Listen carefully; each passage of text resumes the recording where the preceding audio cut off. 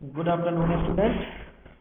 चलिए, जैसा कि मैंने अभी इसके पहले आपके व्हाट्सएप ग्रुप में एक इन्फॉर्मेशन ऑफिशियल डलवाई थी कि आप लोगों के सभी को बहुत जल्द असाइनमेंट मिलने वाले हैं। 10 तारीख तक आपको फर्स्ट असाइनमेंट मिल जाएगा।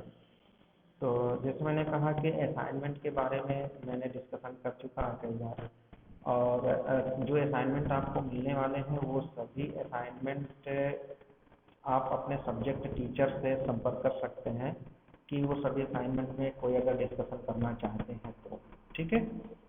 दूसरी चीज़, जो असाइनमेंट मिलेंगे ये आपके लगभग 2 या 2.5 मिनट तक के असाइनमेंट होंगे। 2 असाइनमेंट आपको मिलने हैं, एक फर्स्ट और दूसरा सेकंड। ये असाइनमेंट का मतलब क्या है ये आपको बता दूँ कि जो आपके इंटरनल मार्किंग होती है वो आपके अटेंडेंस असाइनमेंट आपका बिहेव, ठीक है, और आपका एग्ज़ाम टेस्ट, ये सब कुछ देख के आपको इंटरनल मार्किंग दी जाती है। क्लियर। तो यहाँ जो असाइनमेंट आपको प्रोवाइड किए जा रहे हैं वो असाइनमेंट आपको सब्जेक्ट वाइज लगभग 2 यूनिट, 1.5 या 2 यूनिट, 2.5 यूनिट करके प्रोवाइड किए जाएंगे। 5 या 10 क्वेश्चन हो सकते हैं। उसको सबमिट कैसे करना है ये आपको बता दूँ। तो आपको हार्ड कॉपी बनानी है।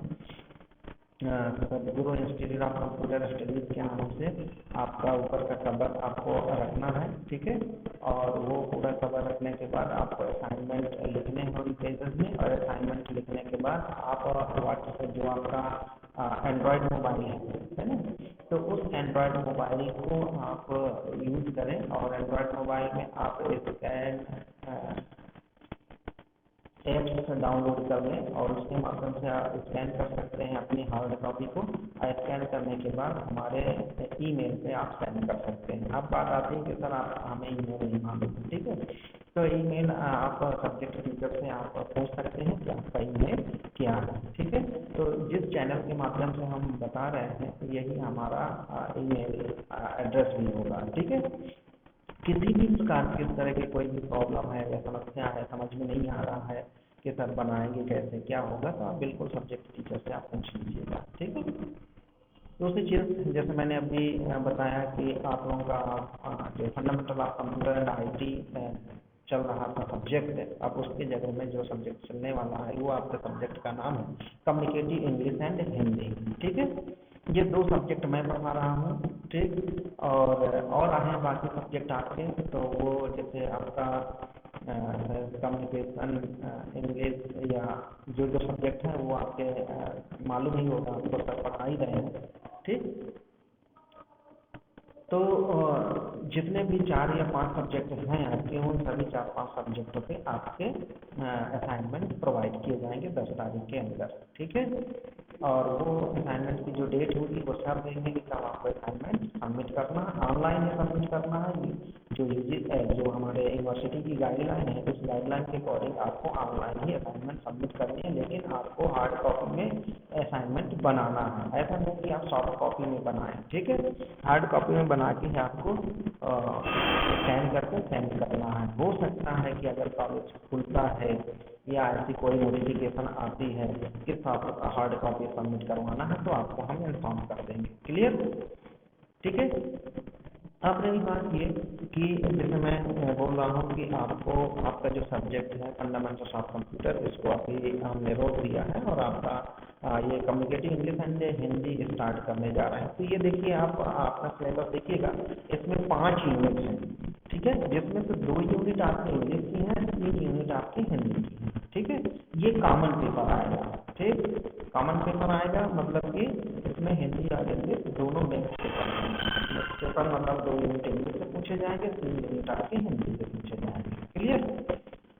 चलिए, तो हमें इसी के बारे में डिस्कशन करना है। इसी के बारे में मैं आपको बताने जा रहा हूँ कि जो आपकी 2 यूनिट है, यूनिट पहले फर्स्ट और सेकंड यूनिट इंग्लिश वाली, इसको अभी हमने रोका हुआ है, ठीक है।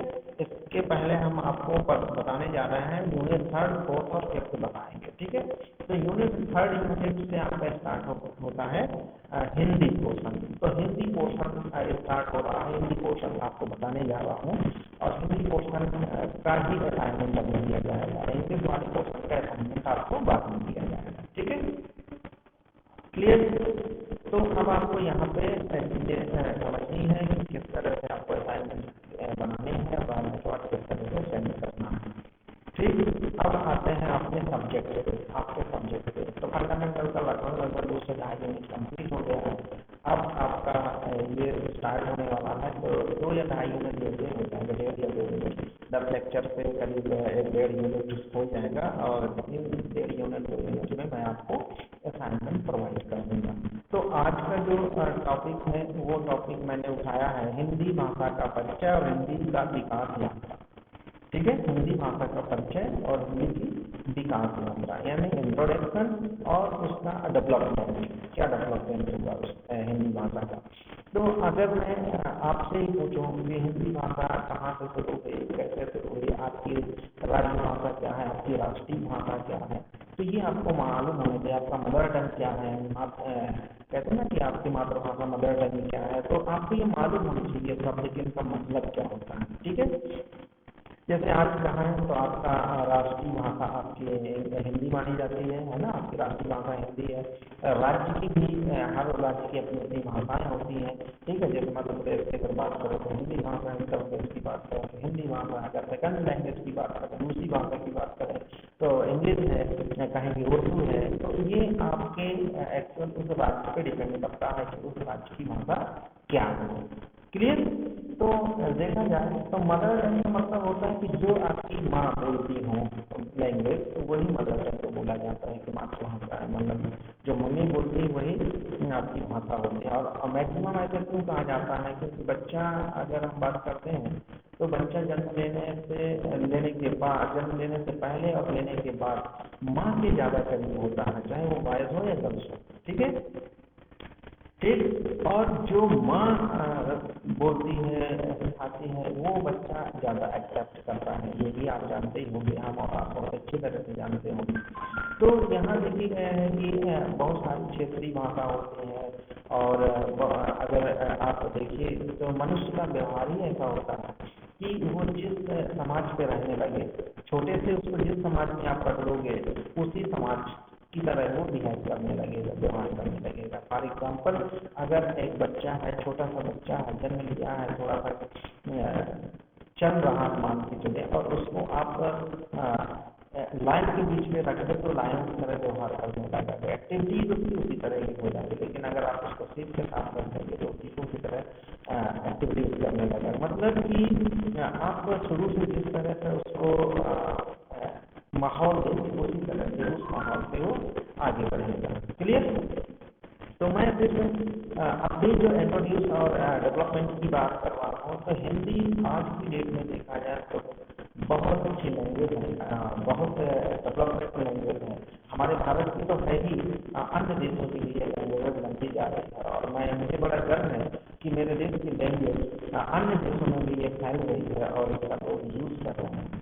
ठीक, क्योंकि आपको पता होगा कोई भी चीज़, जैसे चाइना की बात अगर मैं करूँ तो चाइना जितने भी सॉफ्टवेयर डेवलप करता है, जितनी भी चीज़ें डेवलप करता है, वो अपनी लैंग्वेज में डेवलप करता है। तो आखिरकार वो अगर अपनी लैंग्वेज में डेवलप करता है तो उसको क्या फायदा हो रहा है, ये आप सोचने की बात है। तो आप देखिए, अगर मैं आपको यही चीज़, यही हिंदी या इंग्लिश आपको इंग्लिश लैंग्वेज में हर चीज़ समझाने की कोशिश करूँ, तो मुझे लगता है कि आप जल्दी समझ नहीं पाएंगे। क्यों नहीं पाएंगे? कि पहले आप उसको ट्रांसलेट करें, फिर उसके बाद समझें। ठीक, क्योंकि आपका मीडियम क्या है, हिंदी है, या हो सकता है कि आपका मीडियम इंग्लिश भी हो, फिर भी हम डेली बोलचाल की भाषा में हिंदी का ही यूज करते हैं।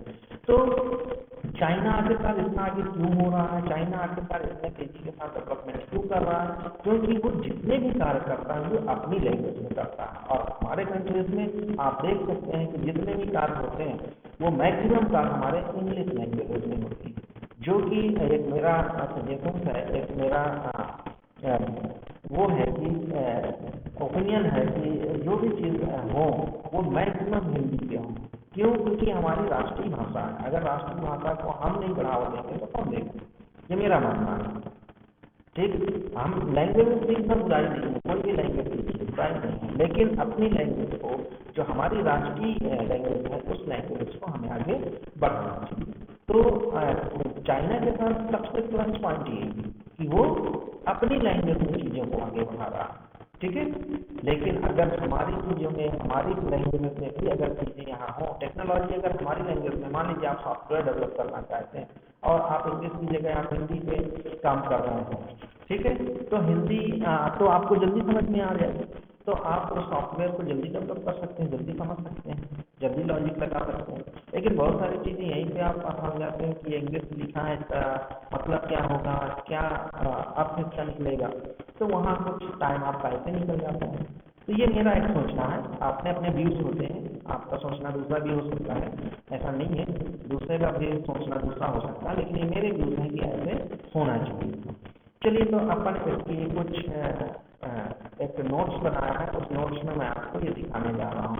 ये मैंने कुछ दिया है, ये मैं आपको हिंदी भाषा के बारे में ही बता रहा हूँ कि हिंदी विश्व की एक प्रमुख भाषा है। जैसे मैंने बताया कि ये हिंदी भाषा विश्व की एक प्रमुख भाषा है एवं भारत की एक राजभाषा है और राष्ट्रीय भाषा भी है। केंद्रीय स्तर पर भारत में दूसरी आधिकारिक भाषा अंग्रेजी है, जिसे मैंने अभी बताया। यह हिंदुस्तानी भाषा की एक मानकीकृत रूप है, जिसमें संस्कृत के तत्सम तथा तद्भव शब्दों का प्रयोग अधिक है और अरबी फारसी शब्द कम है। हिंदी संवैधानिक रूप से भारत की राजभाषा और भारत की सबसे अधिक बोली और समझी जाने वाली भाषा है। जैसे मैंने कहा कि भारत में सबसे ज्यादा यूज होने वाली भाषा, कई स्टेट हैं जो हिंदी भाषा का यूज करते हैं। हिंदी संवैधानिक रूप से भारत की राजभाषा है और भारत की सबसे अधिक बोली और समझी जाने वाली भाषा है। हालांकि हिंदी भारत का राष्ट्रभाषा नहीं, ऐसा नहीं है। ठीक, हिंदी भारत की राष्ट्रीय भाषा है, जो यहाँ पे ऐसा लिखा गया है, ये सही नहीं है।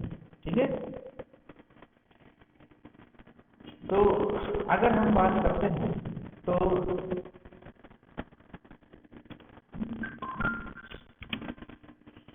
क्योंकि भारत के संविधान में किसी भी भाषा को ऐसा दर्जा नहीं दिया गया जिसके कारण चीनी के बाद ये विश्व में सबसे अधिक बोली जाने वाली भाषा भी है। तो अगर हम बात करते हैं तो चीनी भाषा की, जैसे ये शब्द मेरा बार बार आप लोगों को साथ आता है कि चीनी भाषा जो है ये अपने देश यानी चीन में बोली जाने वाली भाषा है और ये कई प्रांतों, कई स्टेटों में बोली, कई कंट्रीज में बोली जाती है। किंतु अगर हम ये बात करें कि भारत के अलावा अगर मैं ये बोलूँ कि भारत के अलावा हिंदी और कहाँ कहाँ बोली जाती है, तो फिजी, मॉरिशस, सुरीनाम, नेपाल और अंगराज की जनता भी हिंदी बोलती है। ठीक है, अगर आबू धाबी की बात करें तो वहाँ भी कुछ लोग हिंदी बोलते हैं, यानी जो परसेंटेज है वो कम है। अगर मैं गणना, आप जानते होंगे कि भारत की जनगणना 2021 में होने वाली है, तो 2011 में जो जनगणना हुई थी 57.1% भारतीय हमारी हिंदी को जानती थी। ठीक है, आपको भी मालूम है कि हमारे कंट्रीज के लोग अलग अलग कंट्रीज में रह रहे हैं, तो वहाँ वो अपनी भाषा का छाप छोड़ रहे हैं और वहाँ के कल्चर को भी अपना रहे हैं और अपने कल्चर को भी वहाँ लोगों को प्रति जागरूक कर रहे हैं। तो यहाँ देखा जाए तो चीजें हैं। अब ये कुछ एक अनुमान लगाया गया है कि कहाँ कितने परसेंट लोग हिंदी बोलते हैं। जैसे मॉरिशस में इतने, दक्षिण अफ्रीका में, यमन में, युगांडा में, सिंगापुर में, नेपाल में, जर्मनी में, न्यूजीलैंड में, ये ऐसे देश हैं जहाँ पे हिंदी चौथी सबसे ज्यादा बोली जाने वाली लैंग्वेज है, भाषा है। इसके अलावा भारत, पाकिस्तान, अन्य देशों में 14 करोड़ से ज्यादा लोग हिंदी का यूज करते हैं। एक विशाल संख्या में लोग हिंदी और उर्दू दोनों को भी समझते हैं। भारत में हिंदी विभिन्न भारतीय राज्यों की 14 आधिकारिक भाषाओं के क्षेत्र में बोलने का उपयोग करने वाली लगभग 1 अरब लोगों में से अधिकांश की दूसरी भाषा है। ये बिल्कुल बात सही है कि हिंदी भाषा मैक्सिमम लोग बोलते हैं। हिंदी भाषा में कि अगर मैं बात करूं तो बिहार, छत्तीसगढ़, हरियाणा, हिमाचल प्रदेश, झारखंड, मध्य प्रदेश, राजस्थान, उत्तराखंड, उत्तर प्रदेश, ये राज्य हैं। आपको राज्य तो मालूम ही होंगे। ठीक है, तो ये बिहार, छत्तीसगढ़, हरियाणा, हिमाचल प्रदेश, झारखंड, मध्य प्रदेश, राजस्थान, उत्तराखंड, उत्तर प्रदेश और राष्ट्रीय राजधानी क्षेत्र दिल्ली। ठीक है, ये 2020 को नवगठित शासित प्रदेश जम्मू और कश्मीर की एक आधिकारिक भाषा के रूप में मान्यता मिली है। यानी हिंदी देखा जाए तो ये इतने राज्य जो है वो हिंदी भाषी राज्य है। ठीक है, ठीक,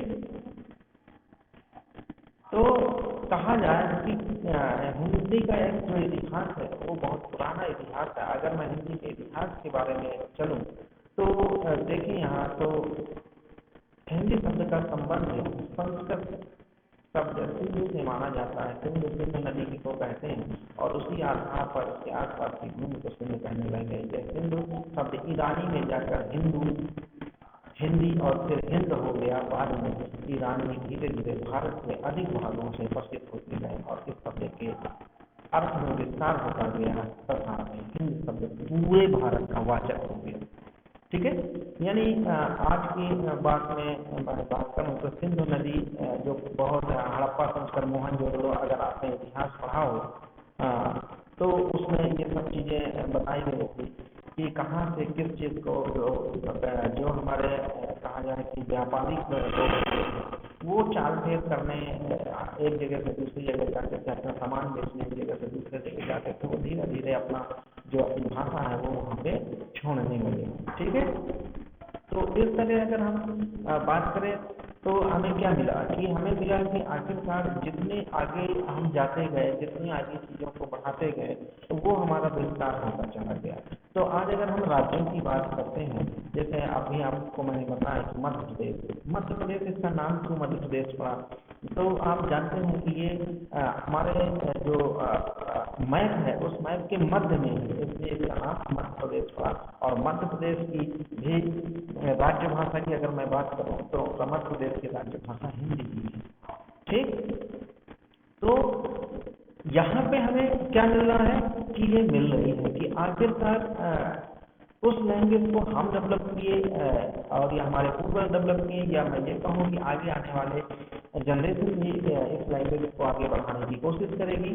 क्यों? क्योंकि ये लैंग्वेज ऐसी लैंग्वेज है जिसको आसानी से लोग समझ सकते हैं। ठीक, ऐसा नहीं है कि दूसरी लैंग्वेज को नहीं समझना चाहिए, लेकिन उन लैंग्वेज को भी जानना चाहिए, क्योंकि आज आप देखते हो ब्राड होता जा रहा है। अगर आप दूसरी जगह जाते हो, अगर सिर्फ एक लैंग्वेज आपको आती है तो आप बड़े अपने आप को अकेला महसूस करते हो। क्यों? क्योंकि वो सामने वाला दूसरी लैंग्वेज में बात करता है और आप हिंदी लैंग्वेज भरा कर जानते हैं तो प्रॉब्लम हो सकती है।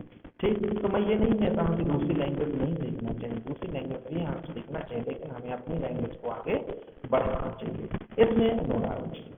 क्लियर? तो देखें तो आज मध्य प्रदेश हुआ, उत्तर प्रदेश हुआ, बिहार हुआ, छत्तीसगढ़ हुआ, उत्तराखंड हुआ, इन जगहों पे हिंदी सामान्यतया सभी जिलों में लगभग बोली जाती है। और आपको मालूम होगा कि जितने भी हमारे ये राज्य हैं, इन राज्यों में एक विशेष महत्व होता है।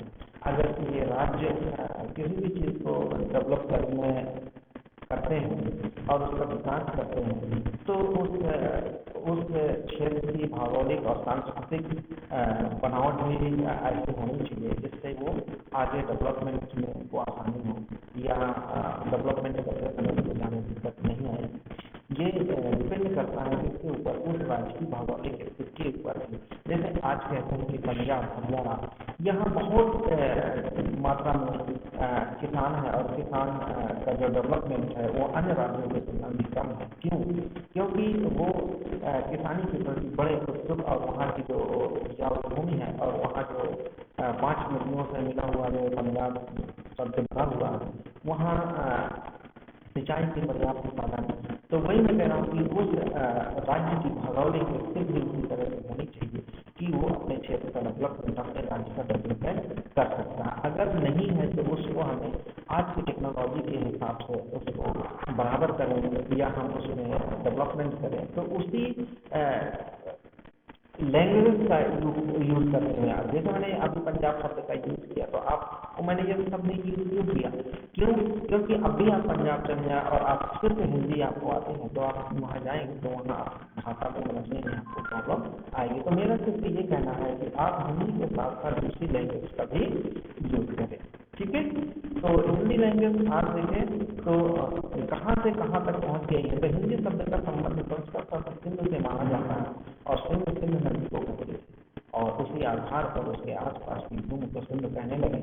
यह सिंधु शब्द ईरानी में जाकर हिंदी और फिर हिंद हो गया। बाद में ईरानी धीरे धीरे भारत में अधिक भागों में प्रसिद्ध होते गए और इस शब्द के अर्थ में विस्तार होता गया। ठीक है, तो जैसा मैंने कहा कि व्यापारी लोग होते थे वो एक जगह से दूसरी जगह जाते थे और अपने जो लैंग्वेज है वो वहाँ बोलते थे